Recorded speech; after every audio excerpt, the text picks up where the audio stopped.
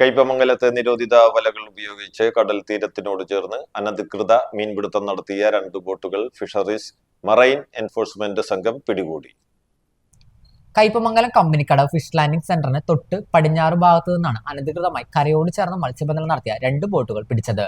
എറണാകുളം മുനമ്പ സ്വദേശി ശശി, കുഞ്ഞിത്തൈ വലിയാറ വീട്ടിൽ Charlie Mendes എന്നിവരുടെ ഉടമസ്ഥതയിലുള്ള ട്രൈട്ടൺ, എലോഹിക എന്നീ പേരുകളിലുള്ള ബോട്ടുകളാണ് ഫിഷറീസ് മറൈൻ എൻഫോഴ്സ്മെന്റ് സംഘം പിടിച്ചത്. ബോട്ടിലുണ്ടായിരുന്ന മത്സ്യം മുനയ്ക്കക്കടവ് ഹാർബറിൽ പരസ്യലേലം ചെയ്ത് തുക 3,42,500 രൂപ സർക്കാരിലേക്ക് കണ്ടുകെട്ടി.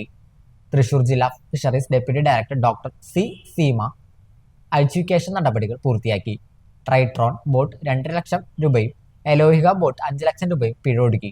കേരള സമുദ്ര മത്സ്യബന്ധന നിയന്ത്രണ നിയമം ലംഘിച്ച് തീരത്തോട് ചേർന്ന് മീൻപിടുത്തം നടത്തിയതിനും കണ്ണിവലിപ്പം കുറഞ്ഞ വലകൾ ഉപയോഗിച്ചതിനും ട്രോളറുകൾക്ക് നിരോധനമുള്ള 20 മീറ്ററിൽ കുറഞ്ഞ ആഴമുള്ള ഭാഗങ്ങളിൽ മീൻപിടുത്തം നടത്തിയതിനുമാണ് പിഴ ചുമത്തിയത്.